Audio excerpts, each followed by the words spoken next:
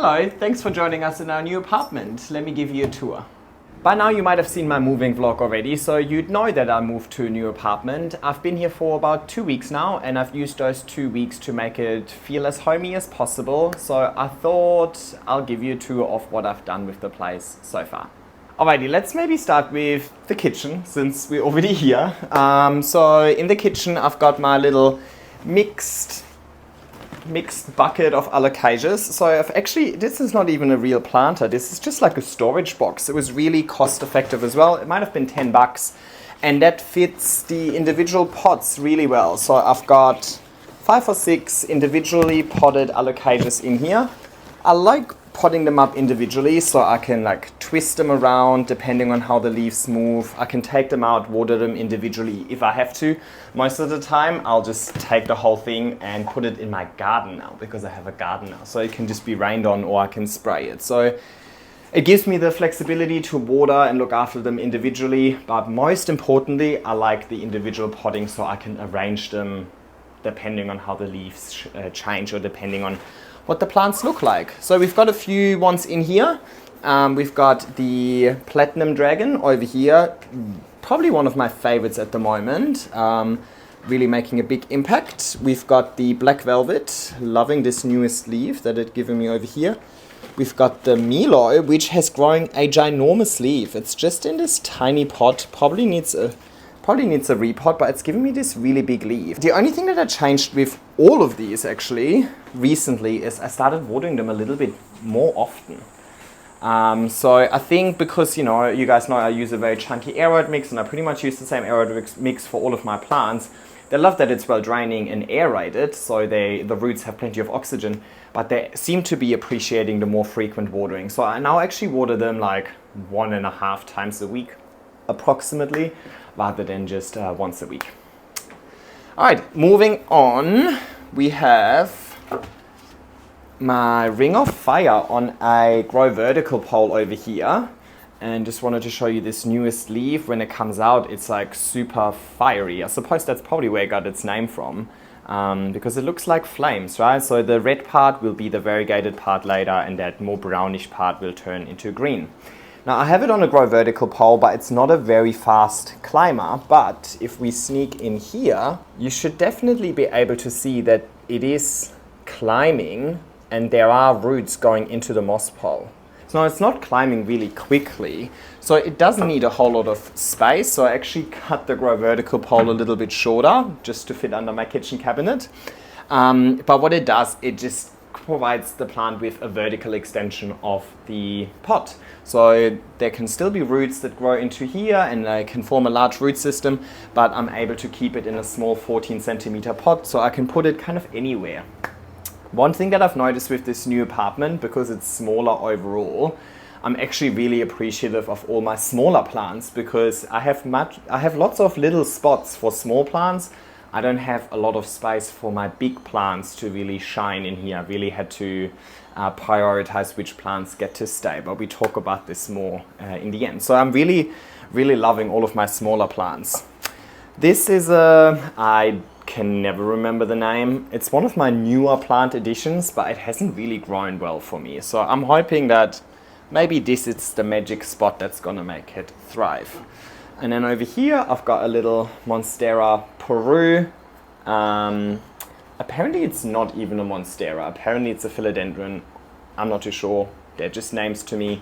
I used to try and grow it on a moss pole, but it wasn't really increasing in leaf size. It was, to me personally, not worth the effort of maintaining a moss pole if I don't see a decent increase in leaf size. So I cut them all into single node cuttings, took them off the moss pole, planted them all into one pot. That probably needs a repot. I think there's like 5 or 6 plants in here, but I'm actually really loving this like look of it. And then the new leaves have like this nice little lime green color or lighter color, and then they eventually fade. So as I said, I'm really starting to appreciate these smaller plants rather than just always focus on the large moss poles. And then we've got one other plant over here, which is my Syngonium Mojito. Now this has grown really well for me.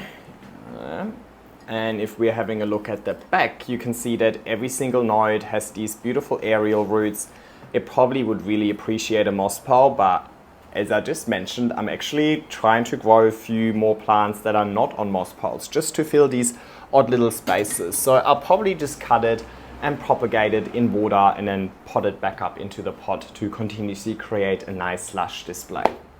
Now while we're here, you might have noticed this. Well, this literally just arrived today in the post, and I'm so excited. I mean, I know I already addressed the milestone of reaching 100,000 subscribers in one of my latest video when I literally just hit it, but now having this like physical representation, this physical evidence that it actually happened, made me super happy when that arrived today. So I thought I'll put it right here in the middle of the kitchen, in the middle of the living room, where I get to see it every day. I want to keep it here because it's a good motivator for me to keep doing what I'm doing. And again, a massive thank you to all of you out there who are watching my content, who are engaging with my content, who are leaving comments. I just uploaded my moving vlog, which was a very lengthy video, and it took me hours. It actually took me days to edit that video, but I've had so much positive feedback.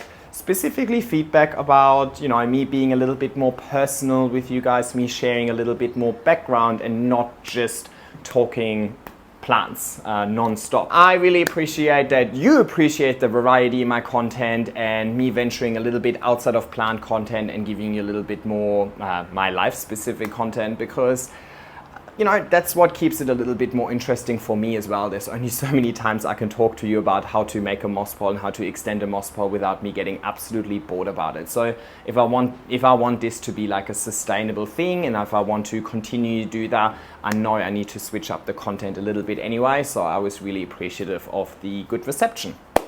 All right. So now we're kind of in the living room, which is really just half a meter away from the kitchen. So this is really the main area that I've got for my larger moss poles in the living area. So you are right now in a very large sliding door that is west facing. So these plants get beautiful afternoon sun. You might notice that given the size of my plants, there's only 3 plants that kind of fit here, and they're pretty much filling the entire room already. So I really had to prioritize, like, which plants do I want to keep in here, which plants do I believe are the biggest statement pieces to really make an impact. So I chose Monstera dubia on the far end. Then we've got Monstera adansonii subspecies laniata, and we've got my variegated Monstera over here. And down below, I've got my Oxalis, lush as ever. I was actually thinking that the Oxalis is probably going to be one of the plants that deals with the move the least, or like has the most challenges with the move, because these plants like to go dormant if things change, or you know, if the temperatures change and so on. But so far, she's liking it. All right, let's move through. Actually, before we move through, we can now easily access the back of these grow vertical poles. So I just wanted to show you. You guys remember when I put my Monstera adansonii on the moss pole? That's probably been maybe 6 to 7 weeks ago by now. And you can really see how this moss pole has started filling with roots. Now, this one, and I need to twist it a little bit. Hopefully you can see that. This Monstera dubia has been on its grow vertical pole for, I think, an additional 2 months. So you can see a lot of roots in here. These are just anchoring roots, and normally they would just really help the plant attach to its host. The host would normally be a tree, but because I give it a moss pole and the moss is actually a growing medium, these anchoring roots can turn into proper water roots and actually help with nutrient and water absorption, giving the plant, you know, the best chances of surviving in an indoor environment. Is it 5 o'clock? It's probably 5 o'clock on the spot. Alrighty, next corner of the living room. So we are at the far back of the living room. So that large sliding door is now about 3 to 4 meters away. Now, because it's west facing and the sun is kind of like, you know, getting really low as it sets, I actually do get direct sun on here, and it's just the afternoon sun. I reckon if we come back in about 20 minutes time, you'll see this wall being filled with natural light as well. Throughout the rest of the day, I'm just hoping that the light in the IKEA cabinet is giving these plants surrounding the cabinet enough bright indirect light to still make the plants not die. I appreciate that this is probably not the appropriate light that they would love, but you know, proof is in the pudding and we'll see if they like it or not. Also, I'll show you my garden later on. If it's a nice day, I'll literally just take these plants and I'll pop them in the garden. If it rains, I'll take them, I'll put them in the garden just so they can get rained on as well. So they don't stay here forever.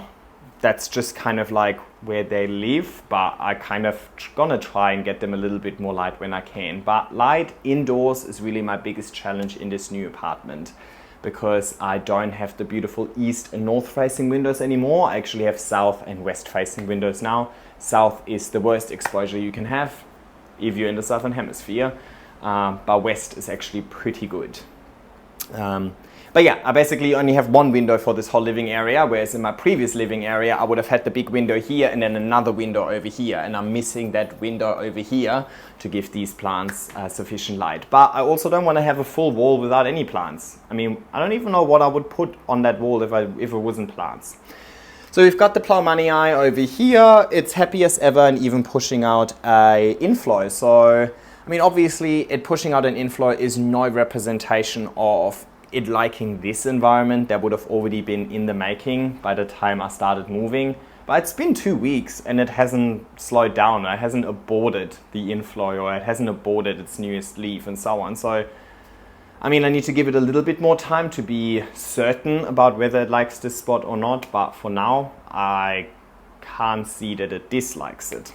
Anyway, and down below over here, I've got my Scindapsus, Silver Lady, and I don't know how to pronounce it, but it starts with A. And I know that these plants can tolerate shadier conditions really well. They actually appreciate it, so I know that they're gonna have an easy time over here. To the left of my cabinet, or to your right, I've got my Monstera Thai Constellation. This is its newest leaf. Look, even at the old place where I was giving it a lot of light, it's really only pushing out a leaf every 2 to 3 months. So maybe it's gonna appreciate the lower light conditions. If you look at the floor, you can kind of see the light slowly approaching that back wall. So when we come back in about 10 to 15 minutes, this is gonna be filled with light, and it's gonna get a little bit of afternoon sun for the next 2 hours. So it should be fine, right? But proof is in the pudding. I don't like to just talk things through in theory or give you numbers or whatever. We're gonna find out, right? All right, and then we've got the IKEA cabinet. Now, obviously with the plants in the IKEA cabinet, that they would go through the least change because nothing changed. It's just the cabinet is another spot, but it doesn't really matter whereabouts I put the cabinet. The conditions inside the cabinet are always the same. But I do have to say there was one casualty when I was moving. Sorry, this door doesn't stay open anymore because of the Thai constellation. It was one casualty when I was moving. The queen, I literally dropped it twice. You know, when there's like this one plant I already dropped and then it's the same plant that I dropped again. Like if something goes wrong, it goes wrong with the same plant. It's actually a good thing that it went wrong with the same plant. And to be honest, I was already really unhappy with it beforehand because the latest leaf, and I think it was my issue. I think I was very inconsistent with the watering. I think I forgot that I'm supposed to water it twice a week rather than just once a week. So it had inconsistent watering growing up, and that's why it kind of grew up all like manky. And the leaf before that, I ripped the leaf before that, you can see it would have gotten large, but I ripped the bottom half off because the bottom half got stuck in the grid at the back. It's also super desperate for a repot. It has no more room in its pole or the little pot that it's in, so it needs a massive repot.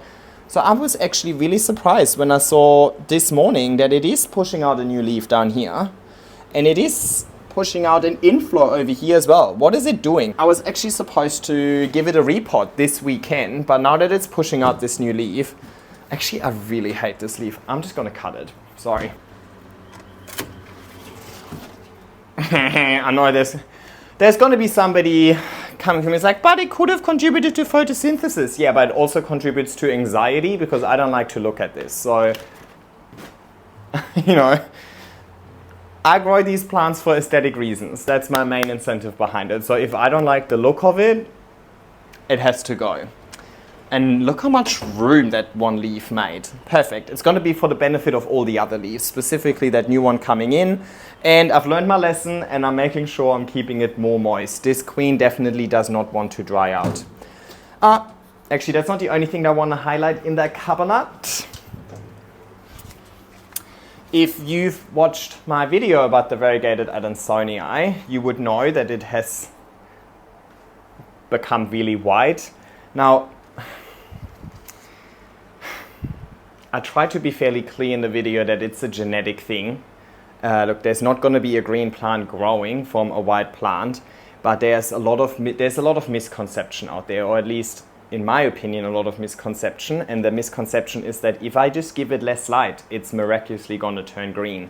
Now that can work with some species depending on what type of variegation it has. It's not going to work with this one, but again, proof is in the pudding. So instead of having it at the very top where it gets too much light, I now put it at the bottom of the cabinet and it still has given me 2 white leaves in a row. But I'll give it a little bit longer to see. And if you've watched that video, you would also know that I've gotten a second cutting to hopefully be more successful. And guess what happened to the second cutting? Also fully white, and it's also at the bottom of the cabinet. So you can't tell me that it's because of too much light exposure. So if we're looking at the stem that it's coming from, you can see that the stem is half-half. One half is dark green, one half is, well, light green, aka white, essentially.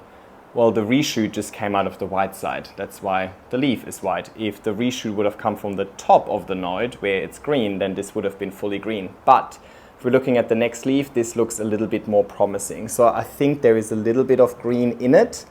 It's not as bad as the other one.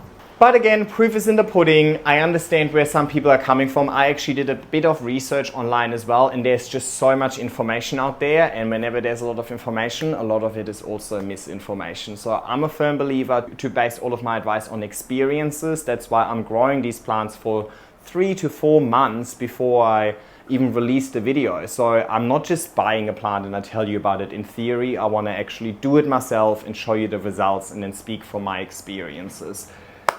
And in my experience, it is purely genetic and the light exposure doesn't seem to be making any difference. All right, and then the last corner of the living room is my Mandula. And I think it's one of my favorites at the moment, for sure. I love how compact it is as well. It's like, for example, this is actually the only large moss pole that fits here because I don't have much space. I still need to enter the kitchen. But I wanted to fill that space also so I don't need to look at the ugly back behind the TV with like the Wi-Fi and so on. Right? This keeps it really nice and compact but makes a big impact, I believe. And if we're looking at this newest leaf, I'm just loving these shades of green, mint, white, some other green, right? All of these different shades, and I mean when they mature, they still keep these different shades of white.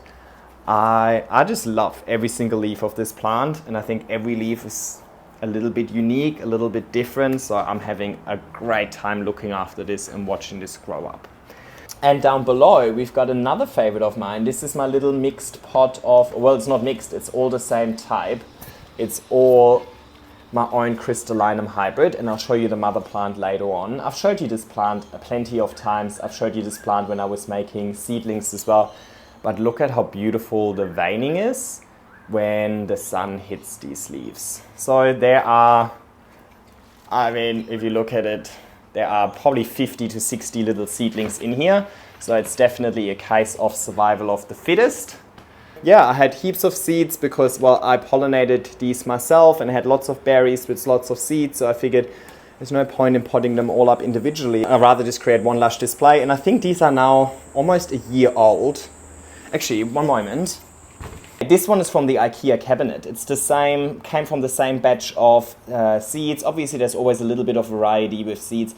This one's just getting heaps more light in the IKEA cabinet. Hence, you can tell that the colors are a little bit more faded, which I actually don't appreciate, but there's only so much room in the cabinet. I can't really put them all in the optimum spot, but it has definitely grown much larger. It's holding on to more leaves, and obviously, you know, it's more established because it has its own root system, its own little pod. I mean, because it has its own little pod It has, you know, better conditions in the IKEA cabinet and so on. So obviously, by putting them all up together, I'm not providing them with the optimal conditions to really thrive, but that's okay. I'm not aiming for this to be as large as possible. I really just want to have a lush display. And again, as I said, I'm actually really appreciating all of the smaller plants or all of the smaller displays at the moment. Alrighty, that's it for the living room and the kitchen, so follow me through to see the rest of the apartment. Alrighty, let's maybe start with this room over here. This is the second bedroom or the spare room. At the moment it's my office and it's the equivalent of the anthurium room that I had at the old place, but it's also my guest room. I would have told you in my moving vlog that I've got my friend from Germany visiting at the moment. He's actually coming back from his travels today, so this is going to be his room in the meantime. So I tried to keep the plants to a minimum, so do not overwhelm him. He's not a plant person. But of course, you know, I have limited space in this new apartment anyway, so some plants just had to stay here. And it's mainly the plants that were in the anthurium room anyway. So really the main thing in here is my shelf with all the anthuriums, and that's the same shelf that was at my old place already. These grow lights are a little bit too low. They should probably be more like here, but this is kind of the only little table I found at the moment. Definitely a work in progress. Now, not too much has happened. I knocked the clarinervium over when I was moving, so it's looking a little bit sad. I think I might have ripped the whole root system off of it, but that's something for me to investigate on the weekend. On the weekend I have a lot of plant maintenance to do. Apart from that, actually 3 inflows that are kind of receptive at the moment, but I have no pollen left. I got rid of all of my pollen when I moved.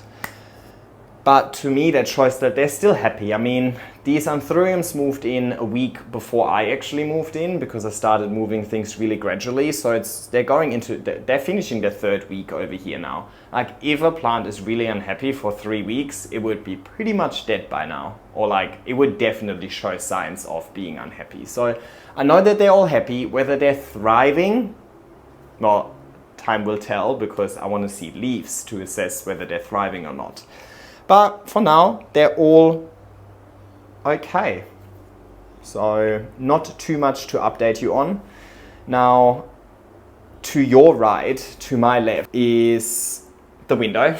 It's a south-facing window, so it's obviously going to be a little bit hard for me to film it that way because we're filming against the light, but I suppose you can probably still see a little bit, hopefully. Now, this is a south-facing window, so I won't really get direct light coming through here. Sometimes I get a little bit of sun when the sun sets, so west is here and then the sun kind of sets about there, so I get a little bit of sunset coming through, but really this room gets the least light out of all of them. So I have limited plants in here. I need to see how these plants by the window will do, despite the fact that they're really close to the window. I'm not sure if this is going to give them enough light. This room, when I don't have to account for guests anymore, will become my bedroom, because it's the smallest room and the darkest room, and really in my bedroom I'm just sleeping. So why would I use the bigger room with better light for me to sleep in and put my plants into the dark room? That makes no sense to me. And then something I've never had before, a bathroom with good light. Ta-da! So this bathroom also has a west-facing window, which gives me really nice light in here in the afternoon. So this shelf was already here, so I didn't hesitate and put plants on it, of course. And I'm really loving these hanging plants. I get so many comments about this plant because it was always hanging in the back of my videos when I was filming at the old place. But I feel like in here, it's making more of an impact because it's not lost behind all of these big moss poles and so on. So I'm really loving this jungle vibe. And then on the other side, near the bathtub, I've got my Alocasia Jacqueline. I reckon she's gonna appreciate that nice filtered light coming through, plus the high humidity in here. I've got a Monstera Brazilian form. I don't really know. It's been neglected for a long time, so this is definitely not really living up to its potential, but I'll work on it. And then next to it, we've got a variegated Monstera that has gone through a little bit of stress over the last few weeks and months. But I think it has come good. With this Monstera, I'm actually trialing a Grow Vertical moss pole that has aeroid mix in it instead of moss, because specifically with Monsteras and specifically with Deliciosas, they have such chunky roots. I just don't really see why it would be needed to use moss if you compare it to a Verrucosum, for example. And you can see how this plant has started growing roots into the aeroid mix. However, I'm really struggling to keep it at a consistent moisture level. So some of these roots grow in there and then are kind of like not keeping it moist enough, and then they die. So yeah, while people complain about moss drying out so quickly, actually if you compare that to the chunky aeroid mix, or if you compare that to cocoa chips, at least from my experience, moss actually has the best water retention and stays moist the longest. So I'm having a bit of a hard time looking after these poles, but I still want to do the experiment and I want to see if it works. It definitely works, but it requires me to kind of change my approach a little bit, I think. And then the last plant in the bathroom is this Aglaonema. Apparently it's pronounced Aglomena, which I thought was really weird. It's Aglaonema in my books. So Aglaonema pictum tricolor.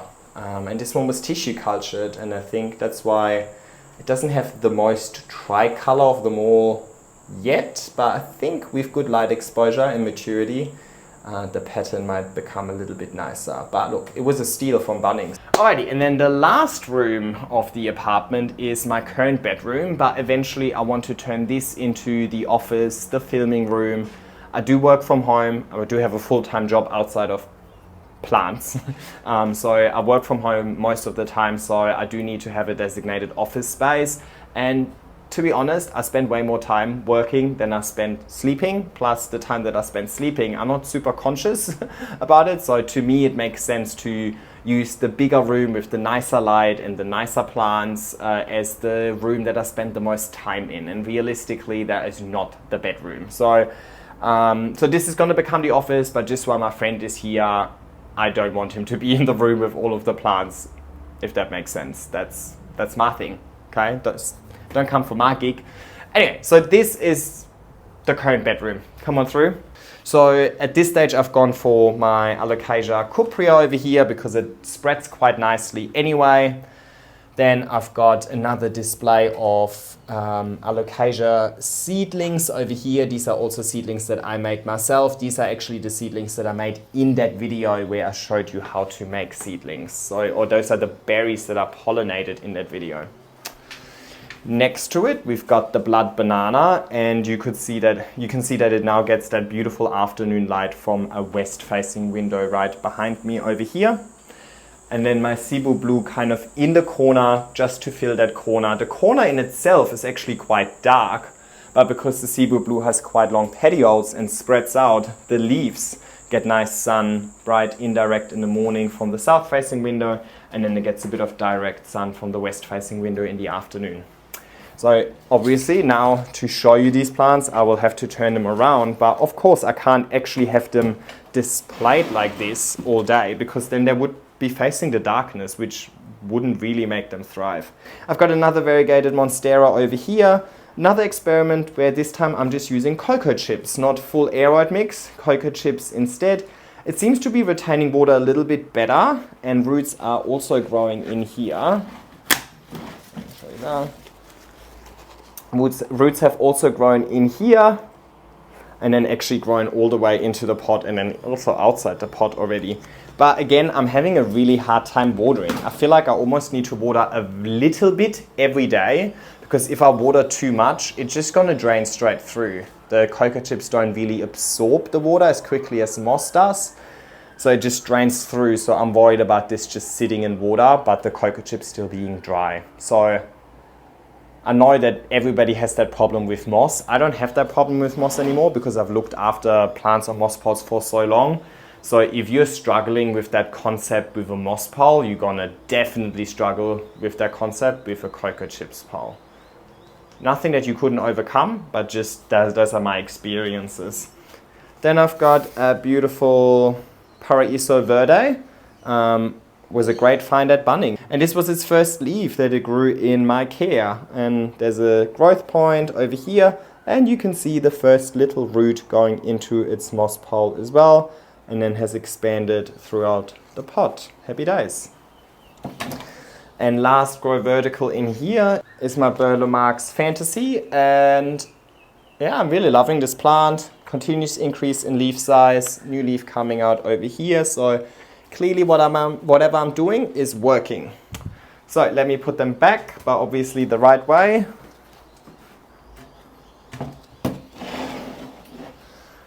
Like when I first moved in and my first initial setup, both of these shelves were just moss poles, but I just looked at the back of them. Like it didn't really work for me. I think it looked hideous. So I had to kind of change that around, but I'm sure I'll change it another couple of times. But let's have a look at the other side of the room. All right, so let's have a look at the wall of poles. Honestly, I feel like nothing has really changed. There's no real difference to the way it was set up at my old place. Just at the old place, I would have had an east-facing window over here, and then I would have morning sun hitting them. And then I have the two mother grow lights to kind of supplement the plants that are a little further away from the window. Now, pretty similar. That window is still going to give it nice, bright, indirect light. But then I've got the west-facing window right behind you guys at the moment. So when the sun comes through in the afternoon, the sun kind of moves this way. So they're all going to get a little bit of direct afternoon sun, which isn't harsh enough to burn them, but should give them enough light to hopefully thrive. Fingers crossed. Again, time will tell. Proof is in the pudding. I know I sound like a broken record, but that's it. Yes, I could totally measure the light, but what am I going to do with that meter read? What if the meter tells me that I, in theory, don't have enough light for the plant to thrive over here? It's not actually going to change anything. This is the only place they can go. This is where they're going to have to go. So I'll let them tell me if they like it or not. But I've got a good feeling about this. The Gigas definitely needs an extension, and it had spider mites. A lot of my plants need a bit of maintenance. I've been so busy just, having my friend over from Germany, moving, settling in, like me settling in, changing my address, having work, I've neglected my normal plant maintenance routine a little bit. I'm usually super regimented with that, and like as soon as I see something needs to be done, I get on top of it straight away. I just feel like it's so much lost potential if I just, procrastinate. But over the last 3 to 4 weeks, I really haven't done any moss poles, any extensions, any repotting, any pest treatments, anything. I've really just done the bare minimum, which is watering. And that is definitely going to have an impact on my plants on top of them actually going through the shock of having to get used to a new environment. But it is what it is, sometimes life happens. Yeah. Now, let's address the elephant in the room. And no, I'm not talking about the massive Philodendron Glorious. I'm talking about the fact that there are so many plants missing. If you would have seen any of my previous houseplant tours, you would know that there's probably a third of my collection that is not inside the apartment at the moment. That's because, well, you've seen the apartment. It's not the biggest. And those are really all of the plants that I can fit in here while still making it comfortable for myself. I'm actually appreciating having a few less plants inside. It makes it a little bit less cluttered, at least in my opinion. And it makes it less work as well. I actually really appreciate just being able to focus on a few statement pieces rather than just having just a whole section full of hundreds of plants and you can't really differentiate between them. But these plants I still took with me. They're just now living outdoors. So follow me through to probably my favorite part of my apartment, my courtyards. Courtyards, yes, with an S. I have 2 of them. So let me show you the first one first. So we've got the Philodendron atabapoense. Look, I absolutely love this plant, but realistically, it has such a big spread because it has super long petioles and super long leaves. Just that one plant would fill like half a room. So I figured it's probably a good time to get this used to outdoor conditions. But we'll see how we go. My Majestic over here as well, this was not transport damage actually. That was already damaged beforehand. I'm not too sure how that even happened. But I've been a little bit pissed off at the Majestic for a long time now. Having a hard time propagating it. it grew way too big. It has super long petioles. I'm not too sure. It's just not really my favorite at the moment. So I just put it out here and I let it fight for its survival outdoors. And then some smaller miscellaneous down there below as well. And then to my right, got my variegated Epipremnum pinnatum. It definitely needs an extension. It has already reached the top of its moss pole, so I'm excited to give this an extension, but also it has quite a large spread, right? So it takes up a lot of space, so it couldn't really go inside. And given that it's an Epipremnum, Epipremnums are actually native to Australia as well, not necessarily to Sydney, definitely more the tropical parts up north, but technically it should have a good time growing outdoors, but let's address that in a second as well. All right, and then the other side of this courtyard, I've got my billy tie over here. Again, I mean, just look at this. This plant has only reached like a quarter up its moss pole, and look at the spread from all the way here to all the way there. Like, it takes up too much space. I don't have space for it inside, but outside I have plenty of space, and this is actually filling that corner quite nicely. And it's still protected from like the balcony that's above me, so this won't get actually rained on, and this won't get any harsh sun. So I think it's gonna have, it's quite protected with the wall over here as well and the window there, so it's not gonna have super harsh winds as well. So if we compare that to my previous balcony that had super harsh northern exposure with way too much sun, way too much wind. It was high up, so it wasn't much humidity. Down here on the ground floor I have actually more humid conditions, and the light isn't quite as harsh as well, so it should have a good time over here. And then to my right is the solution that I have found for my moss pole issue. I didn't really appreciate the fact that I had to look at all of the plastic backing of the moss poles if I make the moss pole face the window, and obviously I want the plant to have its best chances of surviving and thriving, so I want the plant to face the light. So I came up with this solution inspired by AJ's greenhouse, where she just hooks all of her grow verticals onto the top pole of her greenhouse and just has them hanging there. I desperately wanted that, so I've done it. So I just bought these hooks from Bunnings and some other hooks to hook in that middle panel, and then just a piece of wire that I attached to the grow vertical. Now, I'm not even attaching the grow vertical to the pot. That's all done by the roots. Actually, there's just one plant over here that I want to point out in particular, which is my Amedrium medium blue or silver, I don't remember. But this is its first leaf that it grew in my care.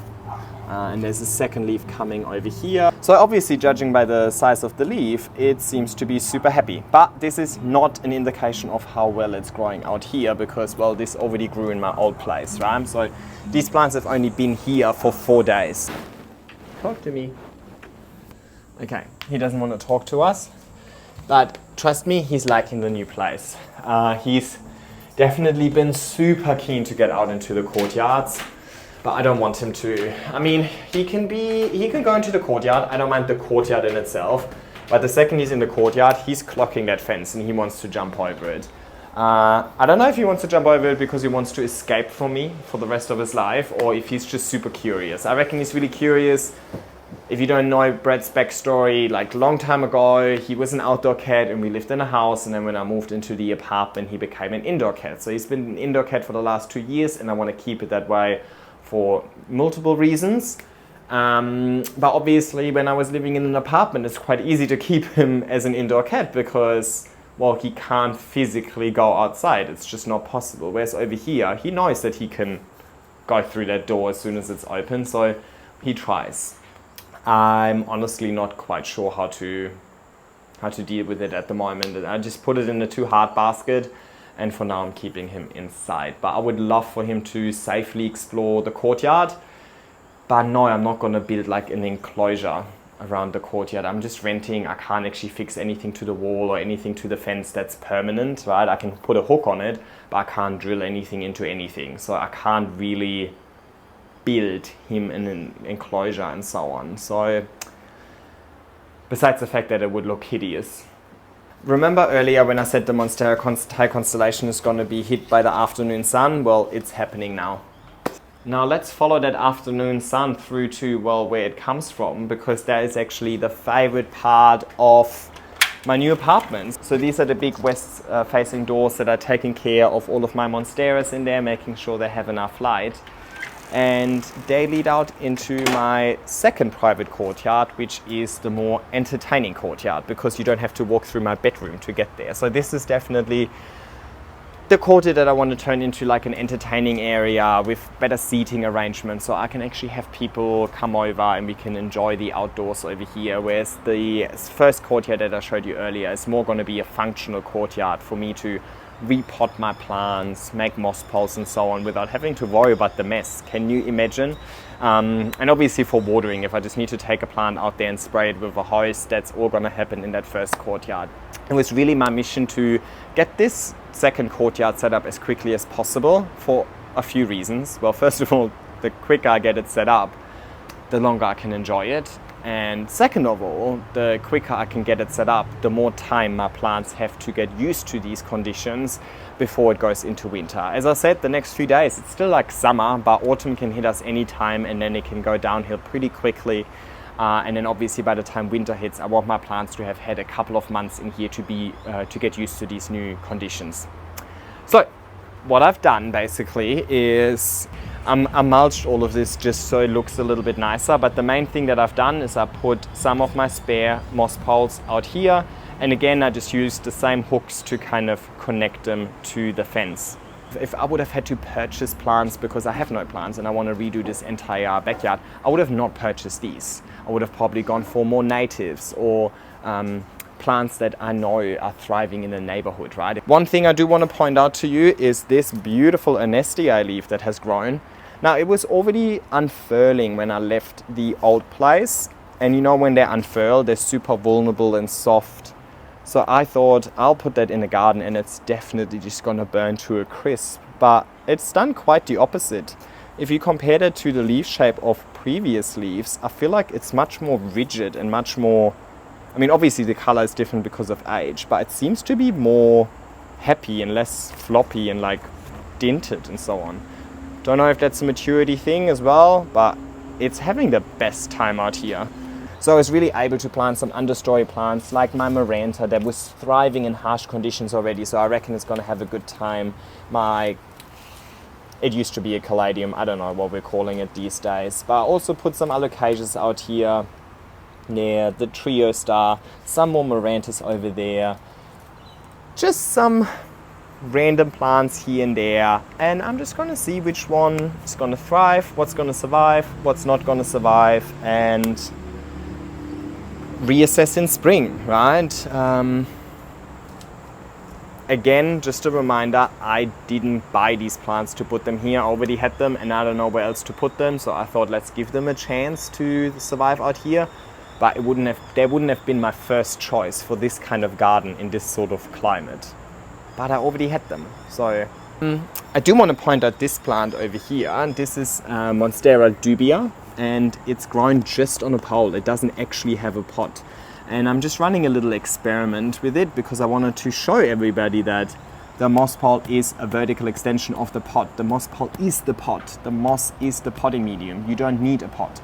I still on a daily basis get comments about, your pots are really small, your plant must be fake. And I was like, well, this pot is non-existing, and this plant is also not fake. So I just want to break that misconception of like a large plant needs a large pot, because that's not true. But, and I'm saying it again, proof is in the pudding. Instead of just me telling you that your plant doesn't need a large pot, I wanted to show you that it doesn't need a pot at all. And so far, it's even grown a leaf with a fenestration, so it's thriving without a pot. Alrighty, I think it is time to wrap it up. I hope you enjoyed my new apartment. I've certainly started enjoying it a lot, and I feel very home over here already. Thanks again if you are one of my subscribers and you managed to help me get to 100,000. If you're watching this and you're not my subscriber, then what are you doing? Like, go ahead and subscribe already. Now, obviously, it's up to you, but it's for free, so I think you should do it. Thank you for watching this video. I hope you enjoyed it. Like, subscribe, leave a nice comment, and I'll see you next week. Bye.